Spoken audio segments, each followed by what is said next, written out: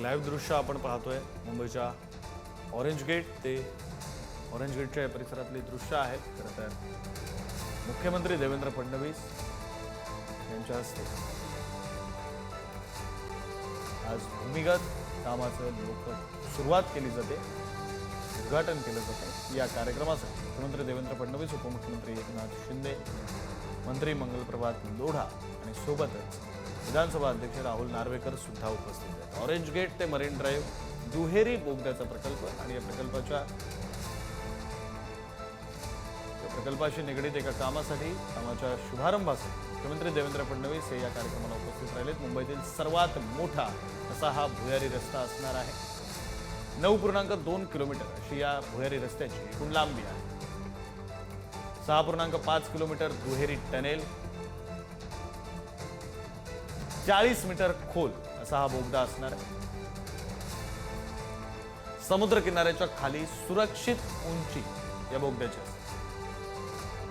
Eastern freeway ते marine drive असा दुहेरी बोगदा असणार। शहरातील सर्वात जलद पूर्व पश्चिम कनेक्शन या बोगद्याच्या माध्यमातून केले जाणार। प्रवास 15 ते 20 मिनिटांनी कमी होणार आहे। ट्रॅफिकचा ताण मोठ्या प्रमाणात कमी होणार आहे।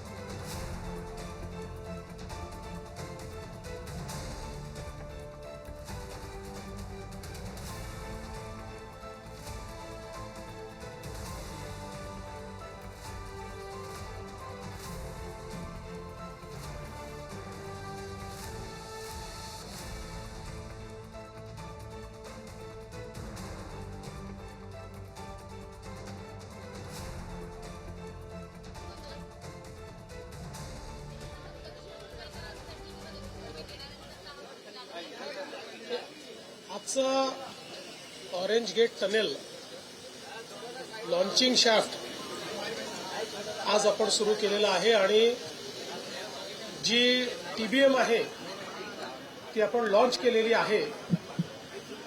आपल्याला कल्पना आहे की जो आपला ईस्टर्न फ्रीवे आहे या फ्रीवेवरनं आल्यानंतर नागरिकांना खूप फिरून जावं लागत होतं आणि विशेषतः सर्वाधिक ट्रॅफिक जॅम म्हणजे लोक ईस्टर्न सबर्ब्समधनं 20-25 मिनिटात अर्धा तास यायचे आणि त्यानंतर अर्धा पाऊण तास लोकांना अजून ट्रॅफिकचा सामना करावा लागत होता।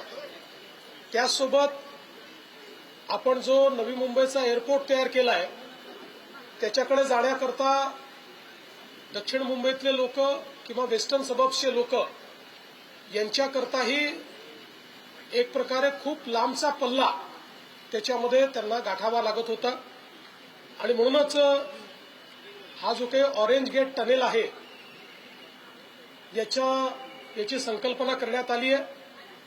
मुळामध्ये या ठिकाणी पहिल्यांदा ज्यावेळी उद्धवजींचं सरकार होतं त्यावेळी एक फ्लायओव्हरची संकल्पना मांडण्यात आली होती। मात्र आम्ही हा निर्णय केला की हा फ्लायओव्हर या ठिकाणी करणं जवळपास अशक्य आहे, कारण त्याकरता जो ट्रॅफिक थांबवावा लागेल तो थांबवणं शक्य नाही। दुसरं त्या फ्लायओव्हर करता जागा पण नाही, म्हणजे मोहम्मद अली रोडचा जो फ्लायओव्हर झाला त्याहीपेक्षा कंजेस्टेड अशा जागेत तो करावा लागला असता आणि म्हणून ही ऑरेंज गेट टनेलची संकल्पना त्या ठिकाणी आपण मांडली आणि अतिशय महत्वाचा असा हा अर्बन टनेल असणार आहे की ज्याच्यामध्ये आपण ईस्टर्न फ्रीवेला कोस्टल रोडशी जोडतो आहोत आणि हा जो टनेल आहे आपण विचार केला तर जवळपास 700 प्रॉपर्टीजच्या खालून चाललेला आहे। त्यातल्या अनेक 100 वर्ष जुन्या हेरिटेज प्रॉपर्टीज देखील आहेत। ईस्टर्न रेल्वे आणि सेंट्रल रेल्वे या दोन्हीच्या लाईन्स खालनं तो चाललेला आहे आणि सगळ्यात महत्वाचं की त्याच्याही खाली असलेली आपली जी मेट्रो 3 आहे अंडरग्राऊंड त्याच्याही 50 मीटर खालून हा टनेल जाणार आहे। त्याच्यामुळे एक प्रकारे एक ज्याला इंजिनिअरिंग मार्बल म्हणतो अशा पद्धतीचं एक इंजिनिअरिंग मार्बल आपण तयार करतो आहोत आणि त्यासोबत याची जी सगळी लांबी आहे 2 ट्विन बोगदे आहेत. हे ट्विन बोगदे मिळून ती सगळी मिळून 9 किलोमीटर येईल, पण तसे 3-3.5 किलोमीटरचा एक बोगदा हा असेल आणि त्यातनं त्यांना सुरक्षिततेच्या दृष्टीने म्हणजे 2 लेन प्लस 1 इमर्जन्सी लेन अशा प्रकारची त्याची रचना असेल. मध्ये ते दोन्ही बोगदे जोडलेले असतील जेणेकरून कुठल्या अडचणीच्या वेळी त्या ठिकाणी इव्हॅक्युएशन करता येईल. अतिशय चांगली त्या ठिकाणी सगळी जी काही सिस्टीम्स आहेत त्या सगळ्या सिस्टीम्स म्हणजे जी काही हवा वगैरे आली पाहिजे किंवा तिथलं वातावरण उत्तम राहिलं पाहिजे याकरताच्या आधुनिक सिस्टीम्स त्याच्यामध्ये असतील आणि अत्याधुनिक आयटी एआय एनेबल्ड अशा प्रकारची ट्रॅफिक मॅनेजमेंट सिस्टीम देखील याच्यामध्ये असेल. साधारणपणे डिसेंबर 28 पर्यंत याचं काम पूर्ण करायचं संकल्पित करण्यात आलेलं आहे, पण आमचा आग्रह आहे की ते अजून 6 महिन्यापूर्वी संपलं पाहिजे. LNTला हे काम मिळालेलं आहे. त्यांची पहिली टनेल बोरिंग मशीन ही आज आपण या ठिकाणी लॉन्च केली आहे. ती यापूर्वी देखील आपल्या ज्या कोस्टल रोड करता मशीन वापरण्यात आलेली आहे, त्याच्यामुळे त्याचा अनुभव आहे आणि मला असं वाटतं की अत्यंत वेगानं हे काम ते पूर्ण करतील. दुसरी जी मशीन आहे ती लवकरच येईल. दुसरे टनेलचं त्या ठिकाणी बोरिंग सुरू होईल, त्यामुळे वेळेत हे काम पूर्ण करणं अशा प्रकारचा आपला प्रयत्न आहे. खरं म्हणजे मुंबईच्या ट्रॅफिक करता हा एक अत्यंत महत्वाचा एक टप्पा असणार आहे, कारण अगदी जे काही आपले वेस्टर्न सबर्ब्स आहेत तिथल्याही लोकांना न्यू मुंबई एअरपोर्टला जायला आता 2 मार्ग झालेले आहेत. एक ते लोक आपल्या वरळी टू शिवडी जो आपण एक ब्रिज करतोय ओव्हरब्रिज ज्याचं काम पुढच्या वर्षी पूर्ण होईल त्याचाही उपयोग करतील आणि पुढच्या काळामध्ये कोस्टल रोडने येऊन या ऑरेंज गेट टनेलचाही ते उपयोग करू शकतील, जेणेकरून लवकरात लवकर अगदी कमीत कमी वेळात ते एअरपोर्टपर्यंत पोहोचू शकतील. आणि म्हणून मला असं वाटतं एक महत्वाचा टप्पा आज मुंबईच्या ट्रॅफिकच्या दृष्टीने आपण पूर्ण केलेला आहे. हजारो लोकांचे हजारो तास हे या ठिकाणी आपण वाचवणार आहोत आणि MMRDAने याच्यामध्ये जो पुढाकार घेतला त्याबद्दल मी MMRDAचं देखील मनापासून अभिनंदन करतो. आज हम लोगों ने ऑरेंज गेट टनेल इसका जो टनेल बोरिंग मशीन है उसका लॉन्च किया हुआ है. हम सभी लोग जानते हैं कि मुंबई में ईस्टर्न फ्रीवे से जब व्यक्ति आता है तो आने के बाद उसको CSTM से छत्रपति शिवाजी महाराज टर्मिनस से लेकर पूरा घूमकर जाना पड़ता है. बहुत जरा ट्रैफिक जाम होता है. किसी को अगर दक्षिण मुंबई से एयरपोर्ट जाना है, न्यू मुंबई एयरपोर्ट जाना है तो भी काफी घूम के जाना पड़ता है. किसी को वेस्टर्न सबर्ब से जाना है तब भी कई अड़चने हैं. इसके मद्देनजर ये तय किया गया कि जो हमारा ईस्टर्न फ्रीवे है उसको कोस्टल रोड से जोड़ने के लिए एक टनेल तैयार किया जाए. ये जो टनेल है एक इंजीनियरिंग मार्वल है. करीब 2 टनेल मिलाकर ये 9 किलोमीटर का होगा, लेकिन सिंगल स्पैन 3 किलोमीटर का होगा और इस टनेल में ये करीब त्या काळात नाशिक महानगरपालिकेने विचार करून ही झाडं लावली, कारण ती रिकामी जागा होती. 12 वर्षात आपण एकदाच ती वापरतो. आता ज्यावेळी तिथे साधुग्रामचा विचार झाला त्यावेळी साधुग्राम तिथे तयार करता येत नाही, कारण डेन्स अशा प्रकारची झाडं झालेली आहेत आणि म्हणून आता हा प्रश्न निर्माण झालेला आहे. आता त्या संदर्भात मार्ग काढून कमीत कमी त्यातली झाडं कशी आपल्याला कापता येतील किंवा कापूच नयेत, जी काही थोडी बहुत रिप्लांट करता येतील ती रिप्लांट करावी, जास्तीत जास्त झाडं वाचवावी, अजून काय अल्टरनेटिव्ह आहेत, अशा सगळ्या गोष्टीचा विचार आता त्या ठिकाणी चाललेला आहे. मला एवढंच वाटतं की विनाकारण या संदर्भात ऍक्टिव्हिजम करणं काही लोकांनी सुरू केलं आहे. काही लोक पर्यावरणवादी बनलेले आहेत, म्हणजे पर्यावरणवादी जे असतील त्यांच्याबद्दल मला फार त्यांच्याबद्दल आदर आहे, पण काही लोक राजकीय कारणाने देखील पर्यावरणवादी बनलेले आहेत. त्यांना माझं एवढंच म्हणणं आहे की कुंभमेळा हा निसर्गाशी साधर्म्य साधणाराच आपल्या संस्कृतीचं एक प्रतीक आहे. त्यामुळे यातनं आम्ही अशा प्रकारचा मार्ग काढू की ज्यातनं निश्चितपणे पर्यावरणाचाही ऱ्हास होणार नाही. पण काही लोकांना असं वाटतंय की कुंभमेळ्यात अडथळेच यावे अशा लोकांना मात्र मी सांगतो की अडथळे आम्ही येऊ देणार नाही. केंद्रीय कृषी मंत्र्यांनी स्पष्ट केलंय की आतापर्यंत पावसामुळे झालेल्या नुकसानाचा अहवाल अद्यापही केंद्राला दिला नाही. केंद्राकडे मदत मागितली नाही महाराष्ट्र सरकारने. पुन्हा एकदा आपल्याला सांगतो की जी प्रश्न उत्तरं येतात ही 35 दिवस आधी सबमिट केलेली प्रश्न उत्तरं असतात. केंद्र सरकारने आपला त्या ठिकाणी जो काही अहवाल आहे तो केंद्राला गेलेला आहे. केंद्र सरकारने टीम देखील पाठवली. 2 वेळा टीम आपल्याकडे येऊन गेली. त्या टीमने त्या संदर्भातला अहवाल दाखल केलेला आहे आणि आता आपला अहवाल अंतिम टप्प्यात आहे. मात्र इन्फ्रास्ट्रक्चरचं जे नुकसान झालं त्या संदर्भात केंद्र सरकारने सांगितलं होतं की आमची टीम नंतर येईल, आधी कृषीची टीम येऊन जाईल. त्यामुळे इन्फ्रास्ट्रक्चरच्या संदर्भात जे काही नुकसान झालं आहे त्याची जी मदत आपल्याला घ्यायची आहे त्या संदर्भात त्यांची टीम अद्याप आलेली नाही. ती पुढच्या आठवड्यात अपेक्षित आहे. ती टीम आल्यानंतरच त्याचा अहवाल जाईल. कृषीच्या संदर्भातला आपला अहवाल गेलेला आहे. हिंदी में तपोवन को लेकर है जिसका आजचा दिवस मुंबई आणि महाराष्ट्रासाठी देखील अतिशय आनंदाचा दिवस आहे. आज या ठिकाणी ऑरेंज गेट ते मरीन ड्राईव्ह असा आपला बोगदा तयार होतोय आणि टीबीएमचं आज लॉन्चिंग मुख्यमंत्री महोदयांनी केलंय.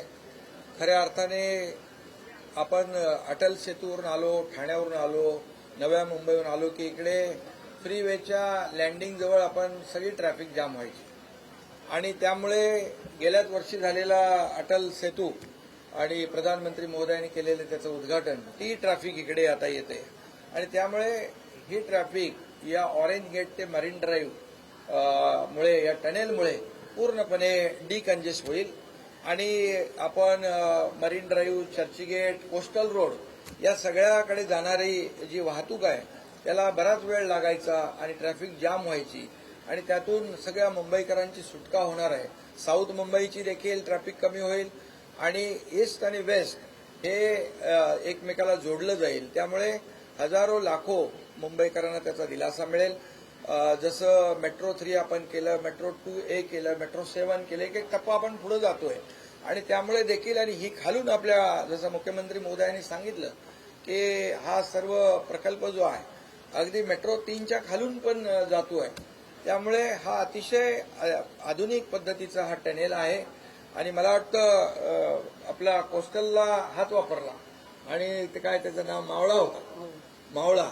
आणि मावळा जेव्हा कामाला लागतो तेव्हा आपण पाहतो की कोस्टल रोड किती भराभरा झाला आणि या ठिकाणी देखील हा टीबीएमचा जो मावळा आहे हा देखील या ठिकाणी हा 9 किलोमीटरचं जे टनेल आहे हा एकदम युद्ध पातळीवर, जसं मुख्यमंत्री म्हणाले की बिफोर टाइम 6 महिने अगोदर आम्ही अपेक्षा याची धरतोय. यामुळे पूर्णपणे वाहतूक कोंडी दूर होईल, पेट्रोल, डिझेल, सीएनजी सगळं वाचेल, प्रदूषण कमी होईल आणि लोकांना तिकडे कार्यालयात, ऑफिसमध्ये जाताना देखील वेळ वाचेल, त्यांचा घरी जातानाही वेळ वाचेल आणि त्यामुळे एक वेळ वाचवणारा अतिशय मोठा प्रकल्प, महत्वाकांक्षी प्रकल्प आज सुरू होतोय.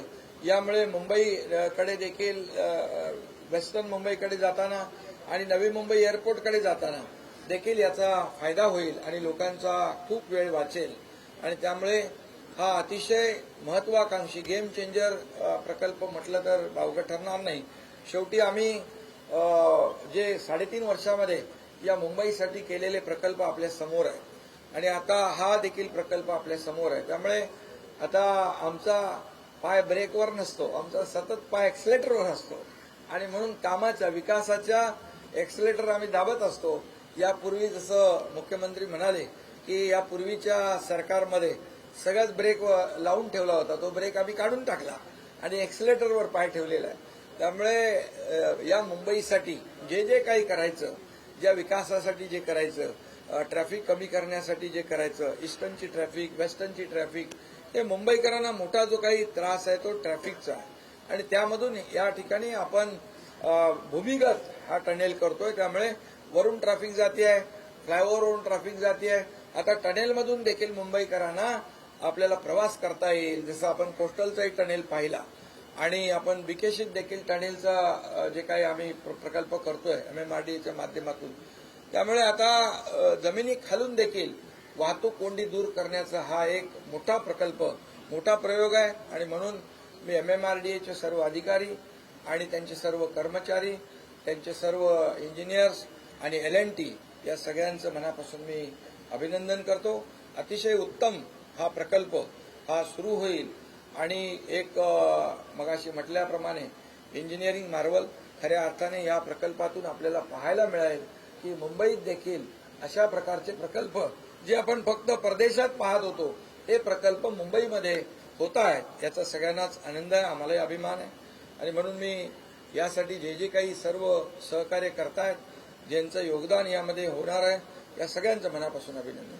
काल मतदान पार पडलं आणि त्यामध्ये तुमचे जे आमदार मतदान पार पडल्या लगेच हे काम सुरू झालं. मतदान पडलं काल झालं, मात्र संतोष बांगर असतील, संजय गायकवाड असतील यांसारख्या आमदारांची जी कृत्य बघितली कालची. अरे जे लोकप्रतिनिधींनी आपण कसं वागलं पाहिजे हे ठरवलं पाहिजे. आणि निवडणूक प्रक्रियेमध्ये देखील या ठिकाणी निवडणूक प्रक्रिया लोकशाही मार्गाने झाली पाहिजे असं आमचं मत आहे.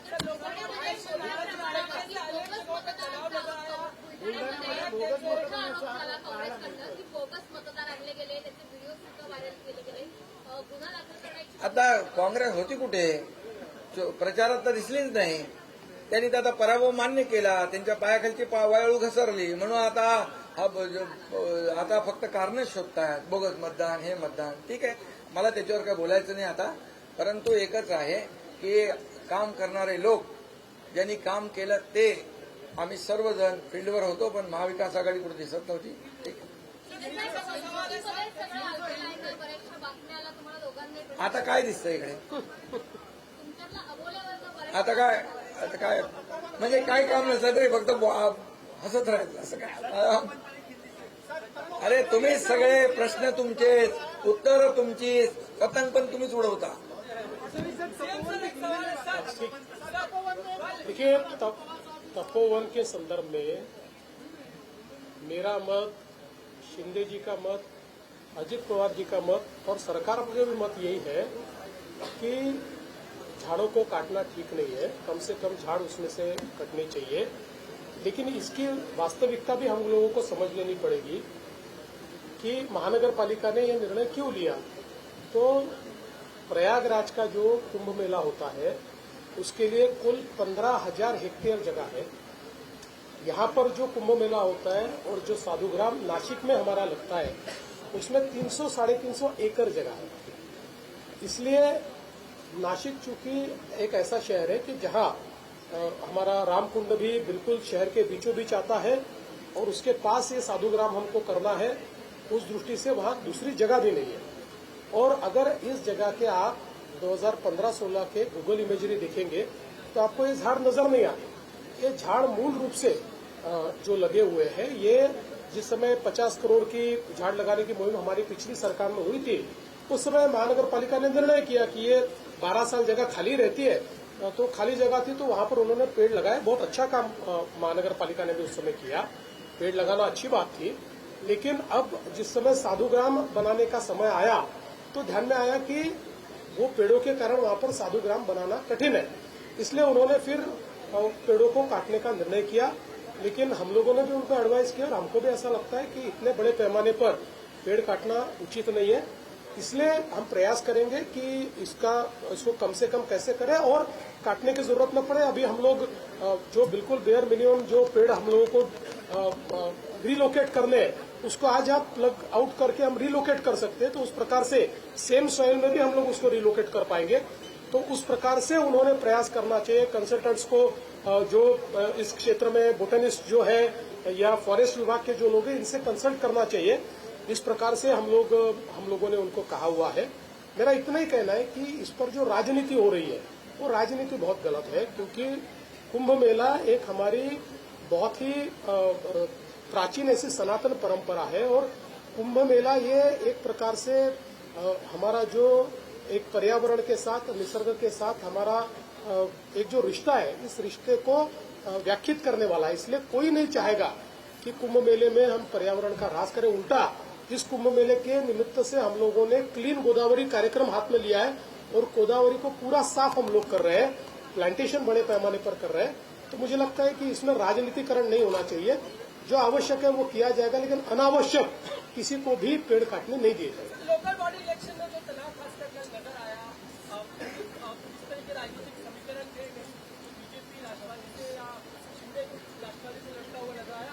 सवाल अब इसके आगे जाकर ये भी कि 21 तारीख को काउंटिंग होनी है, इसके लिए ईवीएम रखी जा रही है, वो भी एक काउंटर का बड़ा फोकस अभी से सुरक्षा की मांग लोग कर रहे हैं। कल और बात देखिए, पहली बात तो ये है कि ये कार्यकर्ताओं का चुनाव है, इसलिए हम तीनों पार्टियों ने यह तय किया कि जहां जहां कार्यकर्ता प्रबलता से चुनाव लड़ना चाहते हैं वहां कार्यकर्ताओं को लड़ने दिया जाना चाहिए, क्योंकि ये बिल्कुल हमारी आखिरी इकाई है शहरों में। और कार्यकर्ता हमेशा कहता है कि भाई आप लोगों के लिए हम मेहनत करते हैं, हमारे लिए आप कब करोगे। इसलिए हमने तय किया कि कार्यकर्ताओं को लड़ने दीजिए। हम तीनों नेता अपने कार्यकर्ताओं के लिए प्रचार में भी गए। मैं मुख्यमंत्री हूं, लेकिन मैं 10,000 वोट वाले शहर में भी गया, क्योंकि वहां कार्यकर्ता लड़ रहा था और इस माध्यम से लोगों तक हमारी बात पहुंचती है। इसलिए हमने इस चुनाव को ठीक ढंग से निभाया। और मुझे ऐसा लगता है कि इक्का दुक्का जगह पर तनाव हुआ, मैं नहीं कहता, लेकिन वो छोड़कर ओवरऑल कहीं पर भी तनाव नहीं दिखा। ये पीसफुली हुआ, क्योंकि हमने अपने अपने केडर्स को कहा था कि भाई कहीं पर अगर हम एक दूसरे के सामने लड़ रहे हैं तब भी हम एक दूसरे के शत्रु नहीं, हम एक दूसरे के दोस्त हैं, हम लोग साथ में सरकार चलाते हैं, इसलिए इसको अलग ढंग से न लिया जाए। तो मुझे लगता है कि इस मामले में कोई किसी के मन में शंका नहीं है। और मैं आज भी कहता हूं कि आप देखिएगा, हम तीनों पार्टियां मिलाकर 75% जो नगर पालिकाएं हैं उस पर हमारा कब्जा होगा, या हम लोग उसको जीतेंगे तीनों पार्टियां मिलाकर। और अब ये तो ठीक है कि 21 तारीख का मतदान, अब उसके ऊपर तो मैंने उसके ऊपर मेरा भाष्य किया है कि बहुत ही गलत निर्णय है, लेकिन अब चूंकि न्यायालय का निर्णय और इलेक्शन कमीशन का जो निर्णय होता है, दोनों को स्वायत्तता है, तो उस पर हम ज्यादा क्रिटिसाइज नहीं कर सकते। लेकिन मुझे पूछेंगे तो मुझे चुनाव डेफर करने का भी और जो काउंटिंग है उसको डेफर करने का है, दोनों निर्णय मुझे ठीक नहीं लगे हैं, तो उस पर मेरा रिजर्वेशन है ही। लेकिन मुझे लगता है अब पुलिस के ऊपर ये जिम्मेदारी है, क्योंकि ये आज ही मैं आपको बोल देता हूं कि जैसे ये लोग हारेंगे 21 को काउंटिंग के बाद, जैसे हारेंगे वैसे ये लोग बताएंगे कि सरकारी पार्टी ने षड्यंत्र करके काउंटिंग को आगे बढ़ाकर ईवीएम कैसे बदल दिए। ये रिथॉरिक आने वाला है, ये एक प्रकार से उनका डायलॉग तय है। लेकिन फिर भी मुझे इस बात का विश्वास है, और इसलिए मैं तो आज अपील करता हूं कि इलेक्शन कमीशन ने पॉलिटिकल पार्टीज को अलाउ किया है, सारी जो अपोजिशन की पॉलिटिकल पार्टियां हैं अपने 2-2 प्रतिनिधि ये जहां ईवीएम रखे हैं उसके बाहर खड़ा करे, 24 घंटा पहरा दे, हारने के बाद इसके ऊपर टिप्पणी न करे।